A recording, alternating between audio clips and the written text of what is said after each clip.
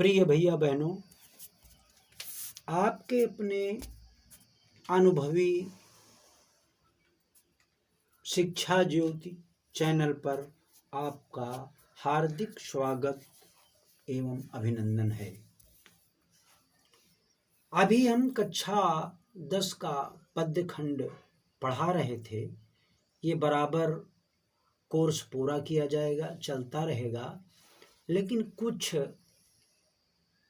छात्रों का आग्रह था कि सर जी हमें व्याकरण पढ़ाएं,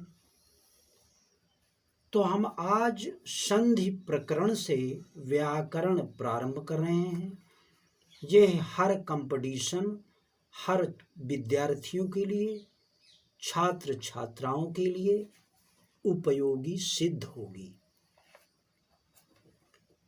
संधि शब्दों के उच्चारण में जिन्हा एक शब्द के उच्चारण के पश्चात दूसरे शब्द का उच्चारण करती है, जिन्हा यानी जिह्वा, अतः प्रथम शब्द का अंतिम स्वर व्यंजन अथवा विसर्ग द्वितीय शब्द के प्रारंभिक स्वर अथवा व्यंजन से प्रभावित होती है और उसमें जो परिवर्तन होता है वही परिवर्तन व्याकरण में संधि का रूप ग्रहण करता है।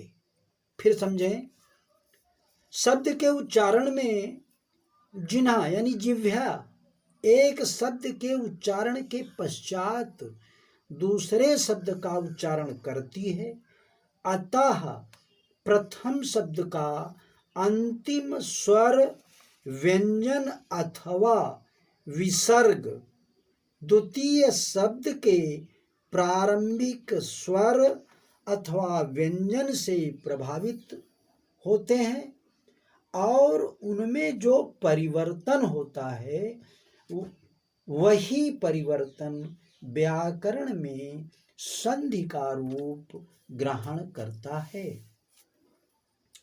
संधि 3 प्रकार की होती हैं। आपको संधि की परिभाषा हमने पहले बता दी। अब इसके भाग कितने हैं, यानी संधि 3 प्रकार की होती है।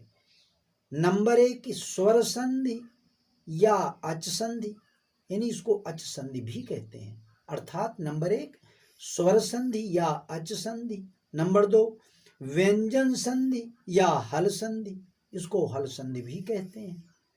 नंबर 3 विसर्ग संधि।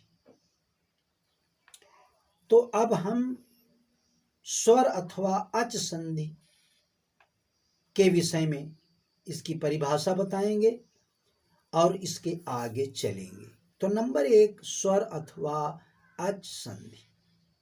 प्रथम शब्द के अंतिम स्वर के साथ दूसरे शब्द के आदि स्वर के मिलने से जो विकार होता है उसे स्वर संधि कहते हैं। फिर एक बार समझें, स्वर अथवा अच संधि प्रथम शब्द के अंतिम स्वर के साथ दूसरे शब्द के आदि स्वर के मिलने से जो विकार होता है उसे स्वर संधि कहते हैं। जैसे विद्या धन अर्थी बराबर विद्यार्थी, यहाँ द्या के अंत में आने वाला आ और अर्थी के अंत में आने वाला अ को मिलाकर आ हो गया है। आ तथा अ दोनों ही स्वर हैं, अतः विद्यार्थी में स्वर संधि है। एक बार थोड़ा और समझ लें, हम आपको समझाने का प्रयास कर रहे हैं। प्रथम शब्द के अंतिम स्वर के साथ दूसरे शब्द के आदि स्वर के मिलने से जो विकार होता है उसे स्वर संधि हम कहते हैं। जैसे विद्याधन अर्थी बराबर विद्यार्थी, यहाँ द्या के अंत में आने वाला आ और अर्थी के अंत में आने वाला अ को मिलाकर आ हो जाता है। आ अथवा अ दोनों ही स्वर हैं, अतः विद्यार्थी में स्वर संधि है। और इसमें एक विशेष समझिए इसका क्या है। स्वर संधि करते समय यह ध्यान रखना चाहिए कि जो व्यंजन आधे लिखे हुए नहीं होते हैं और उनके अंत में ए चिन्ह लगा हुआ नहीं होता है, अर्थात जो हलंत नहीं होता है। दोबारा समझें, स्वर संधि करते समय यह ध्यान रखना चाहिए कि जो व्यंजन आधे लिखे हुए नहीं होते हैं और उनके अंत में जो चिन्ह लगाया जाता है अंत में अर्धविराम, वो चिन्ह लगा हुआ नहीं होता है, अर्थात जो हलंत नीचे लगता है नहीं होते हैं, वे सभी अपने अंत में किसी न किसी स्वर को अवश्य रखते हैं। जैसे क में अ, कि में ई, कु में उ और क्री में री है। यह संधि प्रधानतः 6 प्रकार की होती है। अब इसका विस्तार आगे बढ़ रहा है। यह है स्वर अथवा अच संधि, जो हमने विशेषता इसकी बतलाई, इसकी परिभाषा बतलाई, इसके नियम बतलाए। ये 6 भागों में बांटी जा रही है। 6 भाग कौन कौन से हैं? नंबर 1 दीर्घ स्वर संधि, नंबर 2 गुण स्वर संधि, नंबर 3 वृद्धि अथवा स्वर संधि, नंबर 4 यण स्वर संधि, नंबर 5 आयादि स्वर संधि, नंबर 6 पूर्व रूप स्वर संधि। अगर आप जो मैं समझा रहा हूं इसको समझने का प्रयास करें और थोड़ा सा विशेष गौर करेंगे तो आपको निश्चित रूप से यह समझ में आ जाएगी। अगर कहीं समझ में नहीं आता है तो पुनः हमसे आप पूछेंगे। अब इसका आगे का थोड़ा भाग आपको हम देना चाहते हैं। नंबर 1 दीर्घ स्वर संधि। जब अभी आपको बताया यह संधि प्रधानतः 6 प्रकार की होती है। अब नंबर 1 दीर्घ स्वर संधि। अब इसका सूत्र क्या होता है, इसका सूत्र भी आपको याद करना होगा। सूत्र है अकः संवर्णे दीर्घः। सारी व्याकरण सूत्र पर निर्धारित है, ये खूब ध्यान से आपको समझना है। तो अकः संवर्णे दीर्घः यानी ऊपर लिखा जा चुका है, जो हमने लिखा है या समझाया है, जो बताया है कि अ और आ, इ और ई, उ और ऊ तथा री और री आपस में समान स्वर या सवर्ण हैं। जब ये समान या सवर्ण स्वर पास पास आ जाते हैं तब ये दोनों मिलकर दीर्घ हो जाते हैं। नीचे के विवरण में विभिन्न नियमों द्वारा आपको हम स्पष्ट कर रहे हैं। विद्यार्थी नियमों को भली भांति समझकर थोड़ा कंठग्र भी करेंगे, समझने का भी प्रयास करिए। कुछ सूत्र हैं, उनके नियम हैं, उनको आपको याद भी करना होगा। इसका नियम क्या है?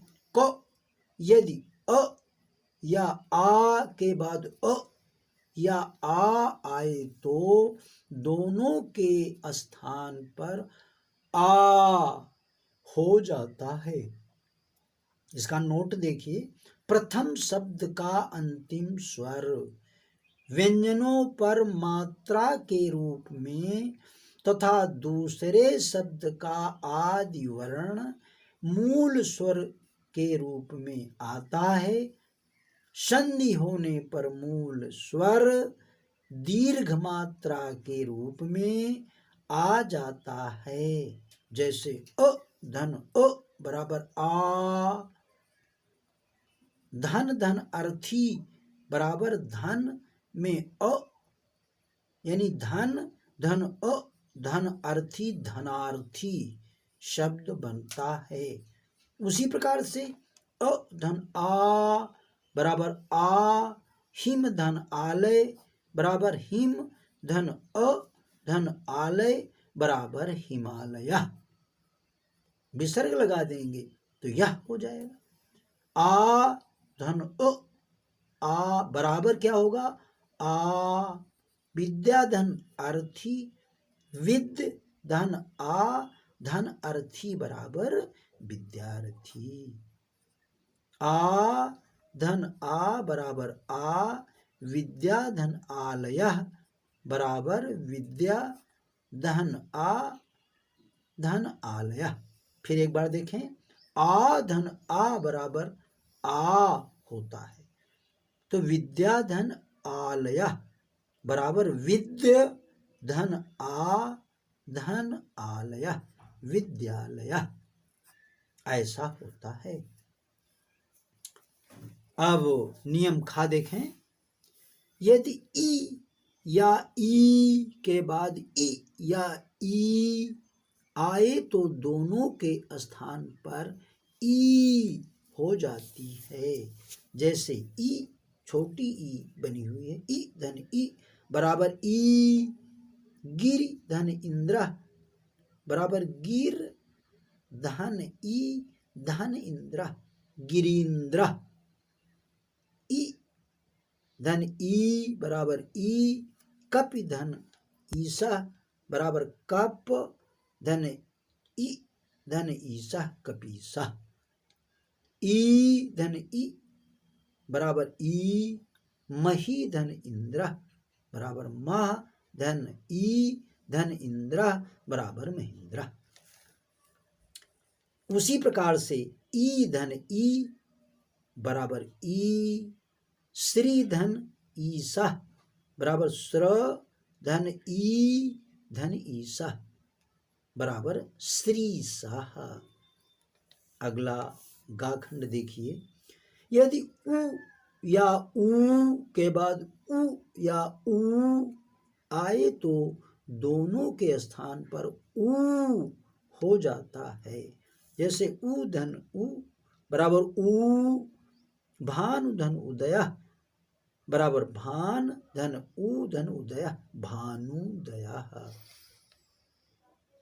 उ धन ऊ बराबर ऊ, लघु धन ऊर्मिः, लघ धन उ धन ऊर्मि लघूर्मिः।